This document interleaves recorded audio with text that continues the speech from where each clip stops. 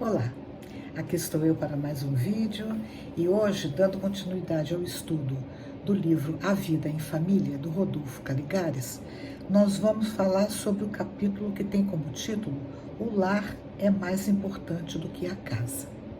E aí estava pensando assim, como é que eu vou abordar esse tema sem ficar muito fixada no texto, para não ficar muito cansativo.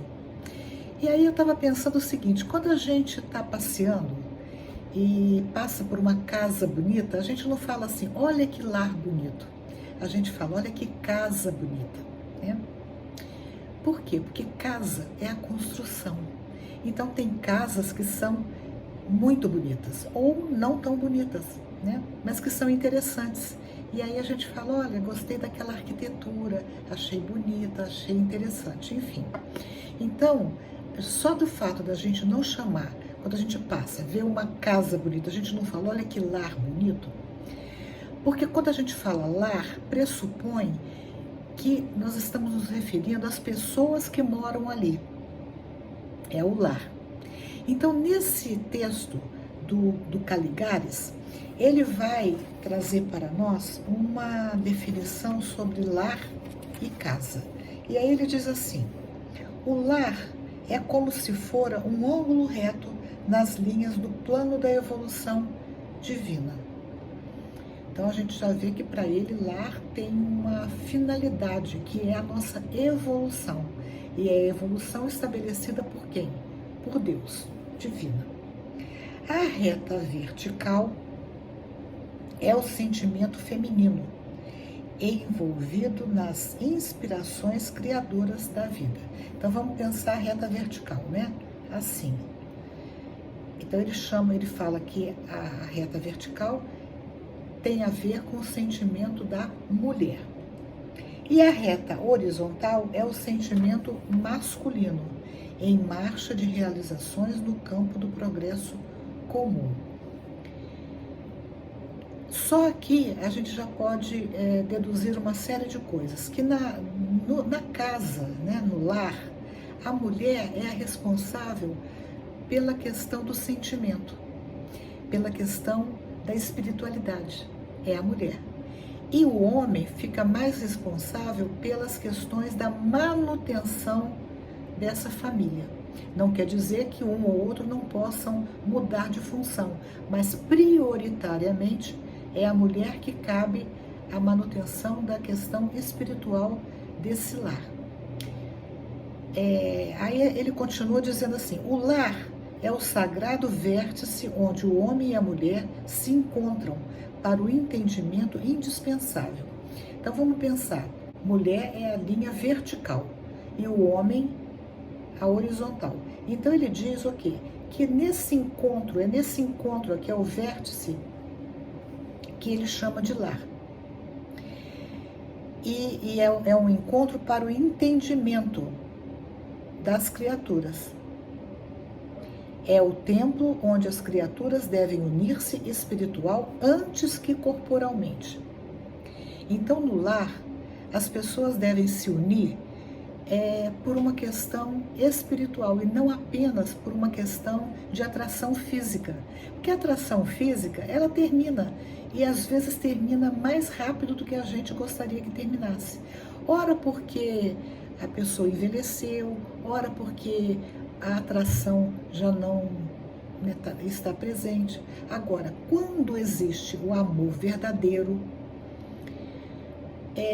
mesmo diante de uma dificuldade grande, esse sentimento pode ser com mais facilidade renovado. Então, por isso é que ele diz, olha, é onde homem e mulher se encontram para o entendimento indispensável. É indispensável porque, segundo a doutrina espírita, nós não nos unimos ao outro por outra razão, senão pelo fato da gente buscar um entendimento, buscar sanar as nossas dificuldades. Então é indispensável que nessa união a gente consiga resolver as nossas problemáticas.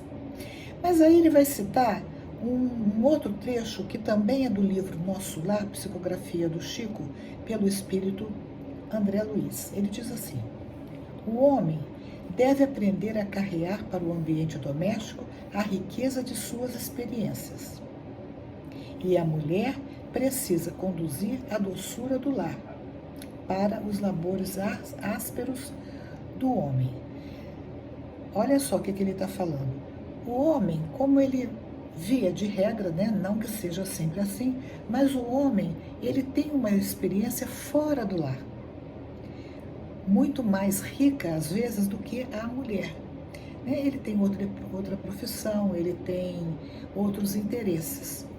Que Deus queira que sejam todos interesses sadios. Então ele deve carregar para o interior do lar as suas experiências. E a mulher precisa conduzir a doçura do lar para os labores ásperos do homem. Aqui ele pressupõe o quê? Que o homem, quando ele vai para o seu ambiente profissional, para fora do lar, ele enfrenta dificuldades muitas vezes ásperas, duras. E quando ele volta para esse lar, segundo Caligares, ele precisa encontrar ali um ambiente mais saudável, um ambiente mais harmonioso, que cabe à mulher, segundo Caligares, garantir para o homem. Veja, eu não estou aqui defendendo a posição do Caligares, não, mas, de fato, a mulher, devido à sua sensibilidade, ela é capaz de perceber quando o marido está mais irritado, quando ele precisa de um momento mais tranquilo. Então, para o Caligares, é a mulher que deve garantir isso ao homem. É claro que esses papéis podem se inverter. Tem homens que são muito mais sensíveis do que certas mulheres.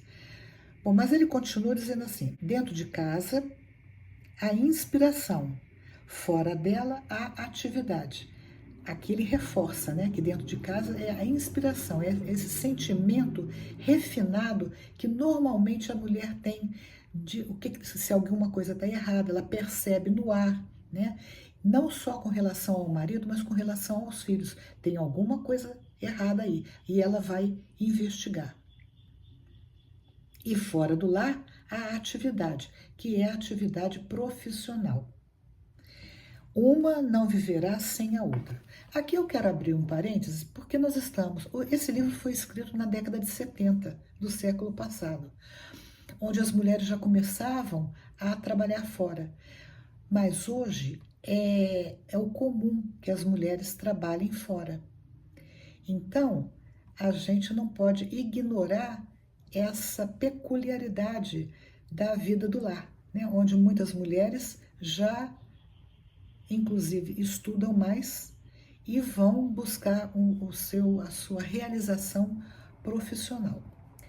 Tem muitas mulheres, hoje em dia, que também vivenciam situações de muito estresse, por essa sobrecarga que elas têm de ter que dar conta do ambiente lá fora, da vida profissional, e quando elas chegam em casa, terem que também dar conta dessa exigência que se faz dela, da questão dessa sensibilidade que ela deve desenvolver.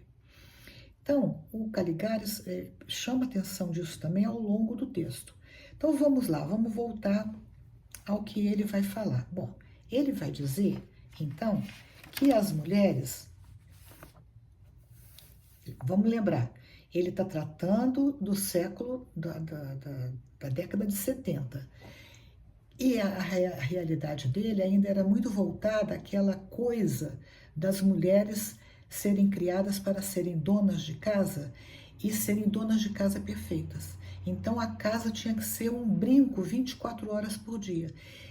Essa exigência era tal que muitas vezes elas não permitiam que nem os próprios maridos sentassem nas suas camas para não amassar a colcha. Inclusive, esse é um exemplo que ele dá. Mas não só isso, né? Não podia pisar para não sujar o piso, as crianças não podiam brincar para não bagunçar a casa e assim por diante. Nós sabemos que hoje as coisas mudaram muito. Aliás, hoje, na minha opinião, as coisas passaram para o lado oposto. A gente vê que determinadas donas de casa já nem se alegram mais de serem chamadas donas de casa. A casa é uma zona, é uma bagunça, tudo muito desorganizado. Não porque elas queiram que seja assim, mas porque elas já estão tão exaustas pelo trabalho profissional que quando elas chegam, elas não têm mais aquele pique de manter a casa organizada. É muito importante que a gente tenha isso para a gente não chamar, não colocar mais um peso sobre a mulher. Mas ele vai dizer então que é importante que a mulher tenha essa percepção de cuidar da casa, manter a casa o mais asseada possível, sem aquela obsessão pela limpeza e pela organização, para que os seus maridos possam encontrar no lar um ambiente agradável para eles e para elas também, porque nada pior do que você chegar numa casa que você não encontra as coisas. E ter as coisas organizadas facilita o nosso dia a dia.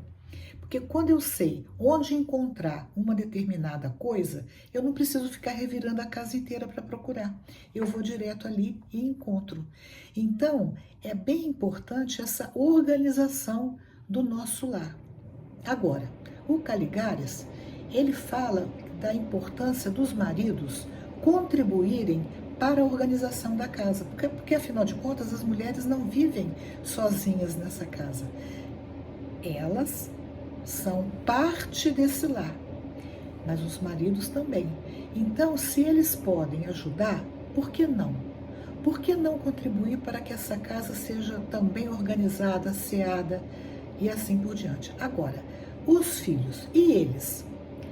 Mesmo pequenos, é importante que eles sejam educados para entenderem que eles não estão ali naquele lar sozinhos.